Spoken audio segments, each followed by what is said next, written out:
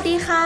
สืบสาวราวเรื่อง EP นี้เนี่ยเราจะมาพูดถึงเทวีที่ค่อนข้างจะมีบทบาทมากเหมือนกันนะคะในตำนานนอร์สนั่นก็คือเทวีเฟรย่าหัวหน้าของกลุ่มนางฟ้าวันคิรีนั่นเองค่ะโดยในตำนานนอร์สเนี่ยบางกลุ่มก็เชื่อว่าเทวีเฟรย่าคือองค์เดียวกับเทวีฟิกกามเหสีเอกของเทพโอดินนะคะแต่บางความเชื่อเนี่ยก็ว่าเทวีเฟรย่าคือภรรยาอีกองค์หนึ่งของเทพโอดินเช่นกันแต่ในวันนี้เนี่ยเราจะมาเจาะลึกชีวิตของเธอกันค่ะว่าเธอคือใครและในตำนานเนี่ยกล่าวถึงเธอไว้ว่าอย่างไรบ้างแต่ก่อนจะไปรับชมรับฟังกันเนี่ยก็อยากจะฝากทุกคนกดไลค์กดแชร์แล้วก็กดติดตามกันไว้เยอะๆด้วยนะคะแล้วก็ไปรับชมกันเลยค่ะ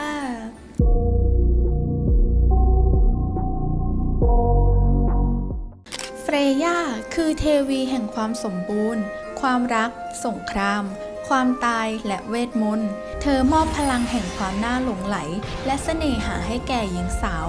ช่วยบันดาลให้ชายหญิงปรารถนาพึงพอใจซึ่งกันและกันภายใต้เสรีภาพและความเสมอภาคซึ่งจะเน้นเรื่องของความเสน่หาทางรูปลักษณ์ภายนอกความดึงดูดใจในแง่ของกามอารมณ์ในระดับที่กำลังดีและเป็นประโยชน์เฟรย่าคือหัวหน้ากลุ่มนางฟ้าวันคิรีที่คอยพาเหล่าวิญญาณนักรบผู้กล้าหาญไปยังวันฮลาและเธอได้รับการยกย่องสรรเสริญว่างดงามมากเส้นผมของเธอเป็นสีทองประกายใบหน้าสวยสดใสรูปร่างบอบบางและเย้ายวนผู้ชายจากเผ่าพันธุ์ต่างๆสะกดทุกคนที่เห็นให้ตกหลุมรักได้ภายในไม่กี่วินาทีเธอจึงเป็นที่หมายปองของชายหนุ่มจากทั่วสารทิศโดยเธอมักถูกบอกเล่าในด้านต่างๆในเชิงชู้สาวอยู่บ่อยครั้งเฟรย่าชอบการเดินทางเป็นอย่างมากและจะออกเดินทางไปทั่วทั้ง9โลกด้วยราชรถที่ถูกลากด้วยแมว2ตัวบางทีก็ใช้หมูป่าเฮลดิสวินีในการเดินทาง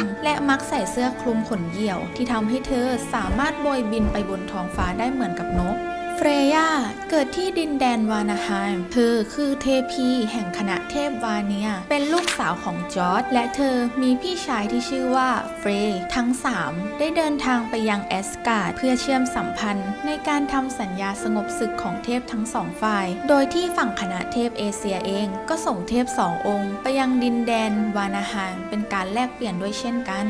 เมื่อเฟรย่าเดินทางไปถึงแอสการ์ดเธอก็กลายเป็นเทพีที่สวยที่สุดบนสวรรค์แห่งนั้นรูปร่างก็สง่างามกว่าฟิกการาชินีแห่งสวรรค์แอสการ์ดอีกด้วยเฟรย่างดงามมากจนเทพีส่วนใหญ่อิจฉาและยังกลายเป็นที่หมายปองของเหล่าเทพและบรรดายักษ์มากมายอีกด้วย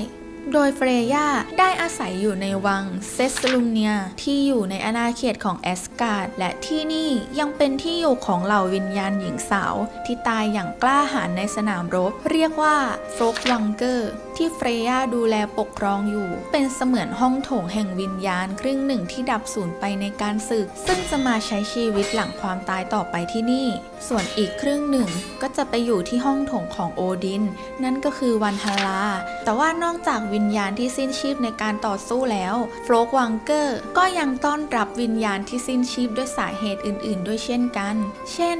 การตายจากการปกป้องทรัพย์สมบัติและลูกๆจากผู้บุกรุกในตอนที่เฟรย่าอยู่กับชาวเอเชียเธอเป็นผู้สอนเวทมนต์ให้แก่โอดินและชาวเอเชียคนอื่นๆเพราะเฟรย่า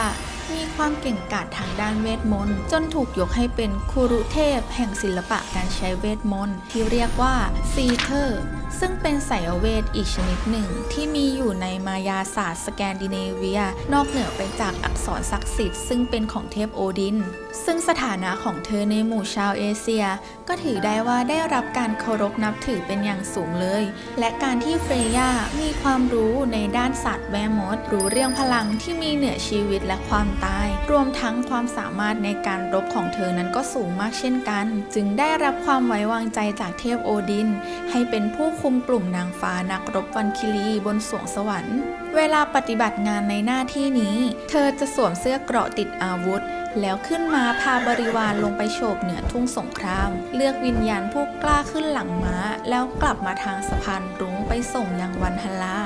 เฟ เฟรย่าเป็นคนที่มีสองบุคลิกเพราะนอกจากเธอจะดูสวยงามน่าเกรงขามดั่งนางพญาในการปฏิบัติหน้าที่นางฟ้าวันคีรีที่ทั้งเข้มแข็งและดุเหมือนเสือแล้วเธอยังมีอีกด้านหนึ่งของความสวยงามนั้นคือจะมีความอ่อนไหวของผู้หญิงอย่างเต็มเปี่ยมตอนที่เธอปฏิบัติงานในหน้าที่เทพีแห่งความรักซึ่งความรักในที่นี้คือความรักในร่างกายความหลงใหลในกามารมณ์เธอจะสวมเสื้อผ้าบางเบาเพื่อให้เห็นร่างกายอันงดงามเย้ายวนใจน่าดึงดูดอย่างชัดเจนด้วยความเย้ายวนใจของเธอนี่เองทำให้เธอสามารถกลายเป็นผู้ครอบครองสร้อยปรีซิงกาเมนสร้อยที่สวยงามที่เป็นสัญลักษณ์ของดวงดาวหรือความอุดมสมบูรณ์ของโลกสามารถทำให้ผู้สวมใส่นั้นดูสง่างามและเปล่งประกายมากยิ่งขึ้นที่ถูกสร้างโดยเหล่าคนแคระซึ่งเรื่องราวก่อนที่เฟรย่าจะได้ครอบครองสร้อยบรีซิงกาเมนนั้นเกิดขึ้นเมื่อครั้งหนึ่งเฟรย่าได้ข่าวมาว่ากลุ่มคนแคระกำลังทำสร้อยเส้นที่สวยที่สุดในโลกเพื่อถวายเป็นของขวัญให้แก่เทวีฟริกกาชายาของโอดินทำให้เธออยากเห็นว่ามันจะสวยงามมากขนาดไหนจนเธอแอบเดินทางเข้าไปในดินแดนของพวกเหล่าคนแคระที่นั่นเฟรย่ามองเห็นคนแคระ4 คนกำลังรุมทำอะไรสักอย่างอยู่ที่โรงงานเธอจึงค่อยๆลอบเข้าไปดูใกล้ๆก็ได้เห็นสิ่งที่เธอสงสัยและอยากรู้สร้อยแสนสวยบรีซิงกาเมนที่มีลวดลายสวยงามและอัญมณีที่ประดับอยู่บนสร้อยก็ส่งประกายระยิบระยับงดงามราวกับดวงดาวบนท้องฟ้านั้นมันเรียกร้องเชิญชวนเธอให้อยากเป็นเจ้าของเฟรย่าอยากได้สร้อยเส้นนี้มากทำให้กิเลสของเธอลุกโชนในใจเวลานั้นเธอยอมแลกทุกอย่างกับการได้ครอบครองสร้อยบรีซิงกาเมนนี้เฟรย่าตัดสินใจ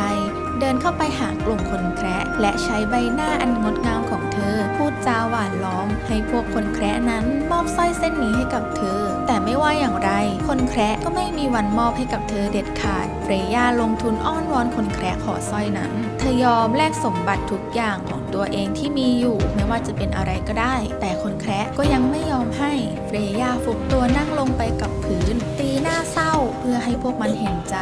คนแคระจึงจ้องหน้าเฟรย่าครู่หนึ่งแล้วหันไปซุบซิบกันความงามของเฟรย่าและรูปร่างที่เย้ายวนนั้นทำให้พวกคนแคระอยากจะได้มาลิ้มลองพวกมันจึงพูดกับเฟรย่าไปว่าข้าไม่อยากได้ทองคำหรือแก้วแหวนอัญมณีของท่านหรอกเพียงแค่ท่านยอมนอนกับพวกข้าทีละคนข้าจึงจะยอมมอบสร้อยคอเส้นนี้ให้แก่ท่านคำพูดนั้นของคนแคระทำให้เฟรย่าโกรธมากเพราะมันเป็นข้อเสนอที่ลบหลู่ศักดิ์ศรีของผู้หญิงมากที่สุดยิ่งเธอเป็นเทพีที่สูงศักดิ์ด้วยมันยิ่งเป็นการเหยียดหยามเธอมากๆแต่ด้วยความที่กิเลสครอบงำทำให้เฟรย่าต้องการเพียงแค่สร้อยเส้นนั้นเท่านั้นเธอจึงยอมตอบตกลงแบบหลับหูหลับตาและยอมเสียเวลาอันน่าขยะแขยงเพียงไม่นานก็จะได้เป็นเจ้าของสร้อยเส้นนั้นแล้วหลังจากที่เธอนอนกับพวกคนแคระทีละคนเรียบร้อยเธอก็ได้สร้อยคอที่งดงามที่สุดในจักรวาลไปครอบครองเมื่อเธอสวมสร้อยเส้นนี้มันก็ทำให้เธอดูเปล่งประกายและทรงพลังมากยิ่งขึ้นกว่าเดิมความงามของเธอก็ยิ่งดูมีเสน่ห์มากขึ้นไปอีกเธอชอบมันมากจนสวมใส่ทั้งกลางวันและกลางคืนมีเพียงแค่บางครั้งเท่านั้นที่เทพองค์อื่นๆสามารถโน้มน้าวเพื่อยืมไปได้ซึ่งทอเทพเจ้าแห่งสายฟ้าก็เคยยืมสร้อยของเฟรย่าและสวมบทบาทเป็นเฟรย่าเพื่อไปเอาค้อนของตนคืนมาจากยักษ์ตัวหนึ่งที่ขโมยไปแล้วต้องการให้เฟรย่ามาเป็นภรรยาแลกกับค้อนของทอซึ่งการที่เฟรย่าเนี่ยยอมนอนกับพวกคนแคระเพื่อแลกกับสร้อยบรีซิงกาเมนนั้นก็ทำให้เราได้เห็นด้านมืดของความรักที่เฟรย่าเนี่ยเป็นเทพีอยู่ได้อย่างชัดเจนเลยนะคะมาพูดถึงความรักของเธอและสามีกันต่อเลยดีกว่าค่ะในตำนานได้กล่าวไว้ว่าเฟรย่าได้แต่งงานกับโอเดอร์ซึ่งเป็นเทพแห่งดวงอาทิตย์ในฤดูร้อนซึ่งเธอก็รักกับสามีอย่างสุดซึ้งจนมีลูกสาวด้วยกัน2 คนคือเจอเซมีและนอสธิดาทั้งสองเป็นผู้หญิงที่สวยและงดงามมากๆจนเวลาผู้คนบนแอสการ์ดพูดถึงความสวยงามหรือสิ่งล้ำค่าก็มักจะใช้2 ชื่อนี้เป็นการเปรียบเทียบในขณะที่โอเดอร์อยู่เคียงข้างเฟรย่านั้นทำให้เธอมีความสุขมากเพราะชีวิตรักของเฟย่าตอนนี้นับว่าสมบูรณ์ที่สุดทุกคนในครอบครัวก็อาศัยอยู่ด้วยกันบนแอสการ์ดอย่างรักใคร่กลมเกลียวจนกระทั่งวันหนึ่งโอเดอร์สามีของเธอผู้ที่ชื่นชอบการสำรวจและการผจญภัยเขาตื่นขึ้นมาในตอนเช้าและได้กลิ่นหอมของฤดูร้อน มันหอมหวนจนเขาไม่อาจห้ามใจทำให้เขาออกเดินทางไปจากแอสการ์ดโดยไม่ได้บอกกล่าวใครสักคนซึ่งที่เขาชอบไปมากที่สุดก็คือแผ่นดินทั่วทั้งโลกนั่นเองเมื่อเฟย่าตื่นขึ้นมาทีหลังก็พบว่าสามีได้หายไปหาอย่างไรก็หาไม่พบเธอจึงเริ่มร้องไห้จนน้ำตาของเธอไหลตกลงไปยังพื้นโลกด้วยความอุ่นของมันทำให้แทรกตัวลึกลงไปในเนื้อหินเปลี่ยนเป็นแร่ทองคำเธอพยายามตามหาโอเดอร์ไปทั่วแอสการ์ดเมื่อยังไม่เจอเฟรย่าจึงตัดสินใจสวมเสื้อขนเหยี่ยวออกเดินทางจากแอสการ์ดไปทั่วโลกทั้งแผ่นดินที่รู้จักและไม่รู้จักเพื่อตามหาสามีโดยผ่านดินแดนหลายแห่งมากๆเธอสอบถามทุกสิ่งที่เธอพบว่าเห็นสามีของเธอผ่านมาทางนั้นหรือไม่ตลอดทางที่เธอตามหาโอเดอร์นั้นเธอก็ร้องไห้ไปด้วยทำให้น้ำตาของเฟรย่าร่วงลงสู่พื้นดินเป็นเหตุให้มนุษย์พบแร่ทองคำในทุกส่วนของโลกและน้ำตาบางส่วนของเธอก็ตกลงไปในทะเลทำให้กลายเป็นอัมพันธ์โปร่งแสงด้วยเช่นกันสุดท้ายการเดินทางที่แสนยาวนานของเฟรย่าก็สิ้นสุดลงเพราะไกลออกไปทางดินแดนใต้ที่มีแสงแดดอ่อนสดใสใต้ต้นไมเทิลที่ออกดอกเธอก็ได้พบกับโอเดอร์ที่กำลังหันหลังพิงต้นไมเทิลอย่างขี้เกียจเฟรย่าเห็นดังนั้นก็ดีใจมากจึงโฉบลงมาจากฟ้าลงไปทางด้านหลังของโอเดอร์และเก็บเอาดอกและใบของต้นไมเทิลนั้นมาทำเป็นมงกุฎดอกไม้เพื่อสวมศีรษะแล้วเฟย่าก็โผล่มาจากด้านหลังของต้นไม้ทำให้โอเดอร์สามีของเธอประหลาดใจด้วยความสดใสของดอกไม้ร่วมกับความงามของเธอทำให้เฟรย่าเปล่งประกายราวกับเจ้าสาวทำให้ภาพของเฟรย่าที่โอเดอร์เห็นในตอนนั้นเป็นเหมือนกับวันแรกที่ทั้งสองได้แต่งงานกันเฟรย่าไม่ถามอะไรมากมายและไม่โกรธที่จู่ๆสามีก็หายไปไม่บอกไม่กล่าวเธอได้แต่แสดงความดีใจที่พบกับสามีอีกครั้งเช่นเดียวกับโอเดอร์ที่ก็ดีใจที่ได้พบกับภรรยาเหมือนกันโอเดอร์จึงคิดได้ว่าการเดินทางที่คิดว่าหอมหวานของเขากลับไม่มีอะไรน่ารื่นรมเลยหากไม่มีภรรยาผู้งดงามอยู่เคียงข้างกายทั้งสองจึงจูงมือกันกลับไปยังแอสการ์ดและช่วงเวลาแห่งความสุขนี้ธรรมชาติก็ฉลองให้แก่เฟรย่าและโอเดอร์โดยพื้นหญ้าที่เขียวขจีดอกไม้บานสะพรั่งและนกก็ร้องเพลงบรรเลงกันอย่างรื่นเริงและการที่เฟรย่าเนี่ยนำดอกไมเทิลมาทำเป็นมงกุฎจึงกลายเป็นที่มาของการสวมมงกุฎดอกไมเทิลในวันแต่งงานของเจ้าสาวทั้งฝั่งยุโรปเหนือเลยนะคะเนื่องจากเชื่อกันว่าเฟรย่ามักจะฟังคำอธิษฐานของคู่รักเธอจึงมักจะถูกคนเหล่านี้เนี่ยวิงวอนและเป็นเรื่องที่ปกติมากๆที่จะแต่งเพลงรักเพื่อเป็นเกียรติแก่เธอซึ่งก็มักจะร้องกันในทุกโอกาสของเทศกาลเลยโดยชื่อของเฟรย่าในประเทศเยอรมนีก็ถูกใช้เป็นคำกริยานะคะที่แปลว่าการแสวงหาหมอดูหรือนักพยากรณ์ส่วนใหญ่เนี่ยก็มักจะบูชาเทวีเฟรย่าควบคู่ไปกับเทพโอดินเนื่องจากเทวีเฟรย่าเนี่ยมีความเชี่ยวชาญทางด้านเวทมนต์อย่างที่สุดนอกจากนี้ยังมีการร่ำเรียนวิชาซีเทอร์เป็นมายาศาสตร์ที่ถ่ายทอดกันในหมู่ที่ใช้เวทมนต์ที่เป็นผู้หญิง